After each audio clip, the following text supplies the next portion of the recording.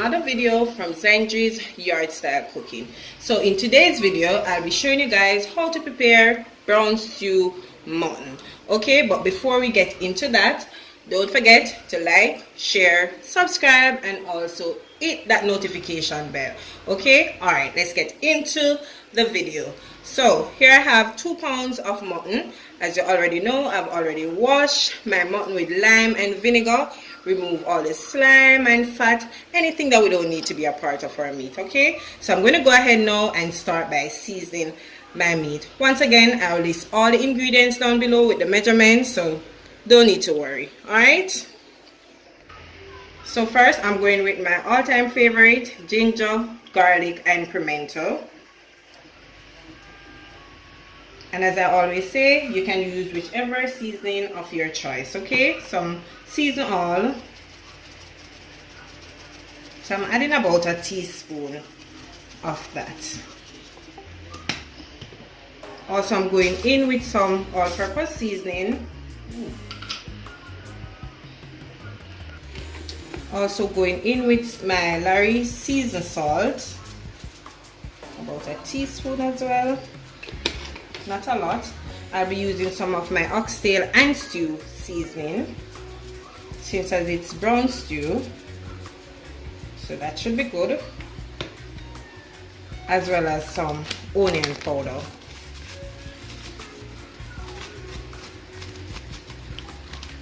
Right, so also I'll be going in with some allspice, so about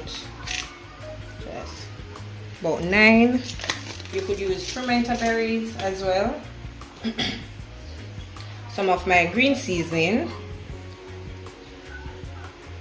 so that's right, that should be good, as well as a teaspoon of browning.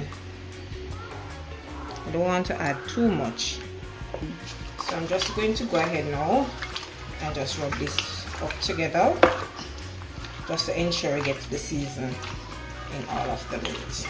Okay, and if your color is too light, you can add a little bit more brown into yours, but I'm not going to add any to mine. Right, this color is just okay. So just make sure we rub that up properly. Right, so that is looking good. So what I'm going to do, I'm going to add some fresh thyme, as well as some chopped scallion, and about 3 cloves of garlic, and I've already washed all those. Alright, further on in the video, I'll be using some Irish potato as well as carrots. Okay, so what I'm going to do this, allow it to marinate for at least 3 hours. You could do it for overnight or as long marinating. So I'm going to go ahead now and start preparing it. Alright, so to my pot, I've already added about 2 tablespoons of oil. Just going to add some garlic just to infuse some flavor in the oil. Okay, alright, so I'm going to turn this up a little. Now what I'm going to do, I'm going to place my mutton in the pot, allow it to stir for at least 5 minutes before I start cooking it down. Sorry. Right, so I'm just going to start adding them like that.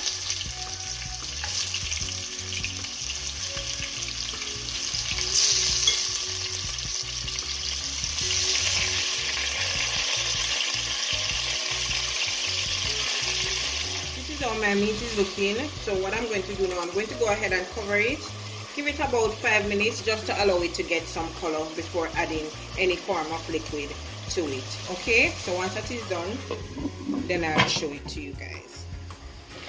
So checking on my meat, and this is how it is looking. So what I'm going to do now, I'm going to go ahead and add the liquid to it. Alright, so this is 2 cups of water. I've added to the seasoning left back from when I seasoned my mutton. So get that in, and I'm going to cover this and allow it to cook for at least 2 to 2.5 hours. Okay, and you don't have to follow this step. You can also go ahead, use your pressure cooker if you choose to do so, but I just want to, you know, give it that nice little stove top taste to it. Alright, but remember that you have to constantly check it, maybe every half an hour, to see if you need to add more liquid to it. Okay, so let's see how it is doing. So now what I'm going to do, I'm going to go ahead and add some vegetables to it. So I've already went ahead and cut up 1 Irish potato, 1 carrot, half of bell pepper, some onion, as well as some scotch bonnet pepper. So I'm just going to add these to it. I'm going to give this another 5 minutes just to allow the vegetables to cook. Okay, once that is done, then I'll come back and I'll be adding some tomato ketchup as well as about a tablespoon of butter. The butter is optional once again. Alright, so one thing I did left out when I was seasoning the meat, I totally forgot to tell you guys that I did add a teaspoon of salt to it.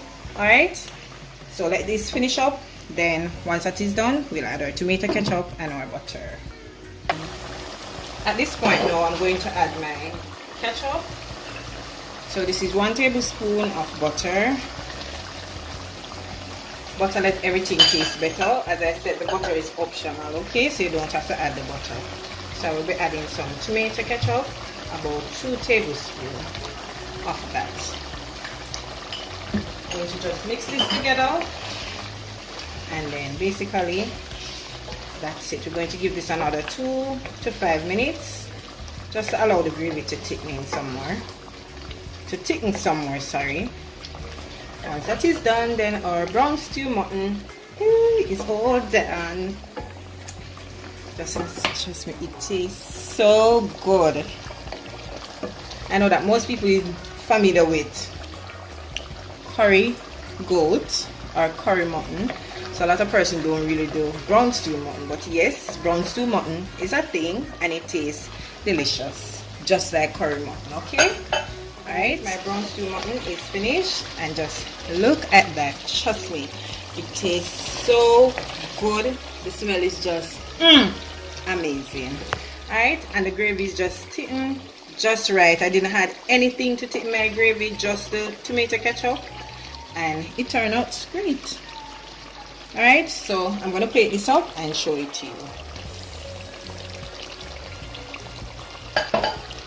Guys, my delicious brown stew mutton. Trust me, I'm telling you, this tastes so good. I'm having a hard decision whether I prefer brown stew mutton or curry mutton.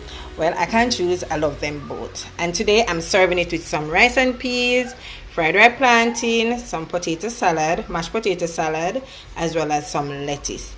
I want you to go ahead, guys, try out this recipe. Tell me, how do you find it?